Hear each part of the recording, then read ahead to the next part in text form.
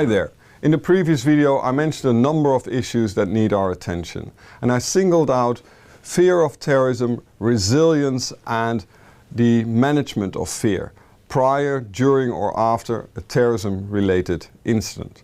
And in this video we will explore these issues. Well, let me go back to the first week where we discussed the definition and essence of terrorism.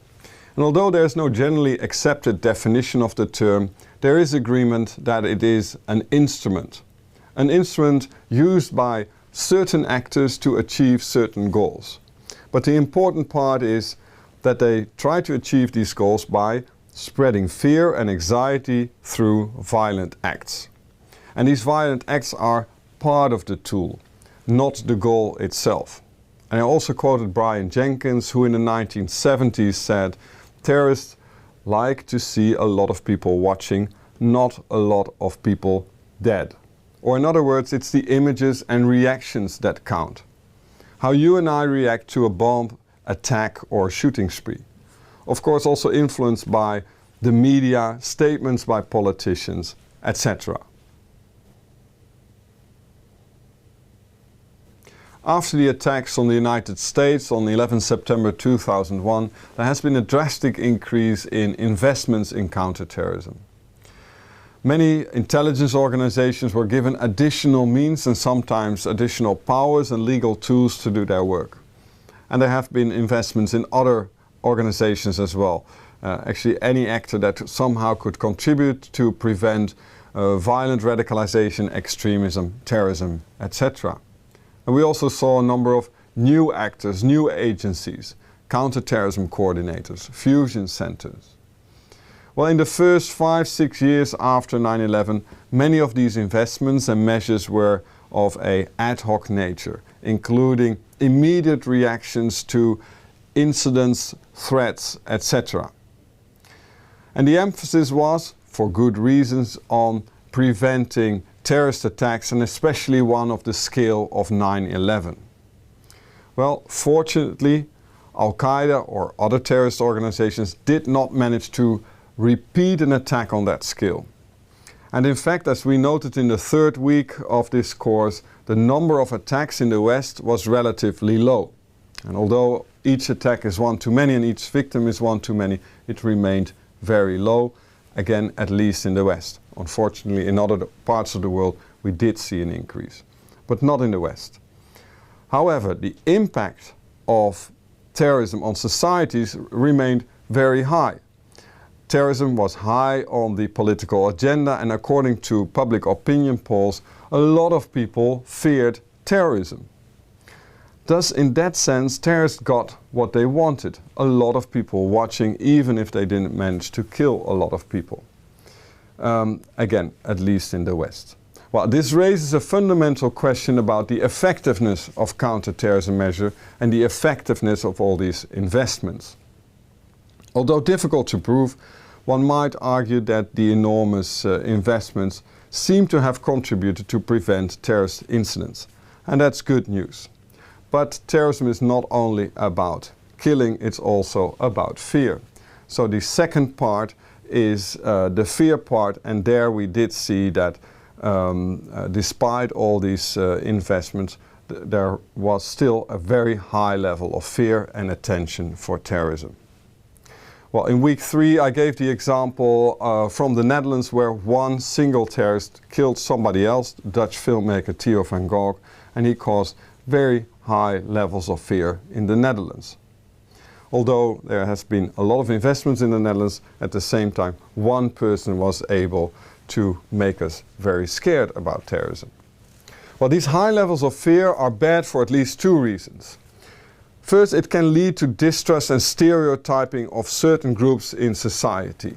And it can cause preference for tough, action-oriented reactions to terrorism, and 2 simple explanations for this phenomenon, which is the second reason why fear should be considered to have a bad impact on society. Well, these immediate reactions and simple explanations for terrorism are often quite automatic responses by policymakers, politicians and the general public. It's almost like a reflex. Though understandable, it can lead to suboptimal policies and policy making. And even worse, it can lead to overreactions by the public, by politicians and policymakers. And that, in turn, can lead to polarization of society, radicalization. Well, you might end up in a negative spiral in which fear for terrorism leads to more terrorism. And some terrorists are very aware of that and play into that. One of the most prominent academic critics of a counterterrorism approach that leads to more fear and anxiety is the British sociologist Frank Furedi. And he studied how Western society finds it very difficult to deal with change and risk. And he has studied the reactions in the West, in the United States, in the United Kingdom, to the events on 9/11. And he warns against what he calls a culture of fear. In his book Invitation to Terror, he describes how it leads to fatalistic attitudes, pessimism, vulnerability and fear of terrorism. And according to Furedi, such an attitude and such thinking produces a self-fulfilling prophecy, an invitation to be terrorized. And some terrorists know this.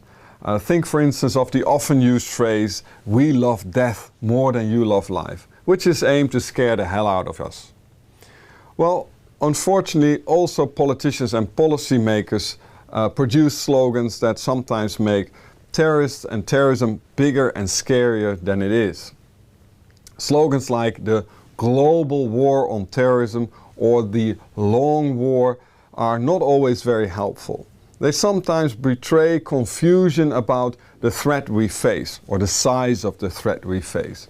And according to Furedi, it undermines our capacity to engage with it. And he says that it should be stressed that the culture of fear entails much more than just a fear of terrorism. It's part of what other scholars also have pointed at, the emergence of a so-called risk society, which can actually better be translated as a risk avoidance society.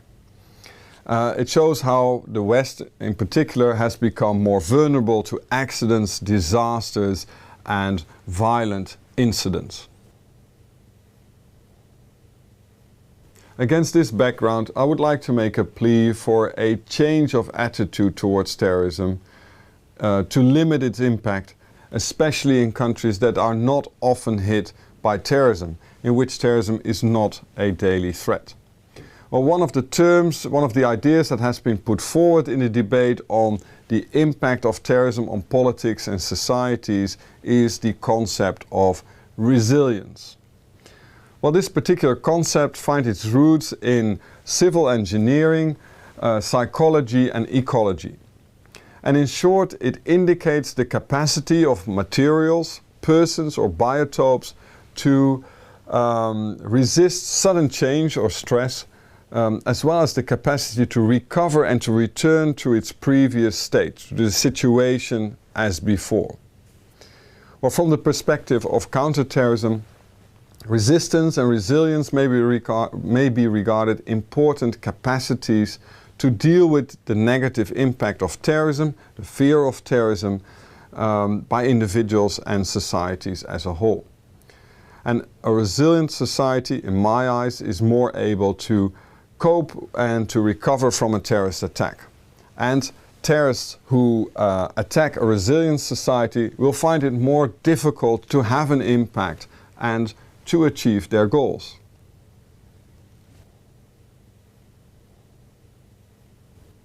Our knowledge of the importance and role of resilience in relation to terrorism and counterterrorism is limited. But fortunately, in recent years there has been more research into this field, and we've also seen a growing number of government reports that look into crisis communication after specific terrorist attacks. Well, this shows that at least in a number of countries, the governments are aware of the negative implications of overreactions. But Unfortunately, there are still too many cases of terrorist attacks where the authorities and other actors did not seem to pay much attention to fear management. In the past years, we have been confronted by a number of these examples of overreactions to terrorist attacks. Think of the handling of the terrorist attack in Boston, the Boston Marathon bombing.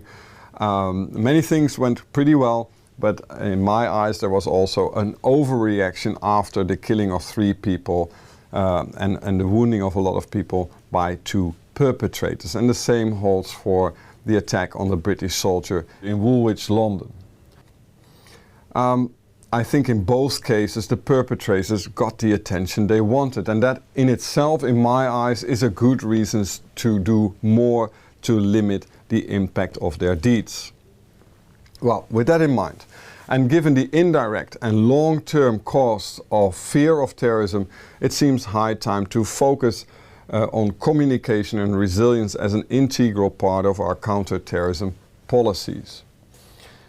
We not only need to limit the chance that terrorists will strike us, but we also have to make sure that when they do, the impact of their deeds will be limited.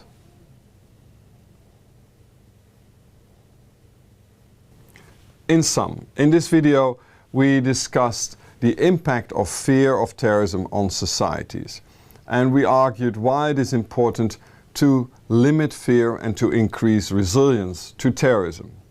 In the next video we will look at fear impact management and ways to increase resilience of communities and societies.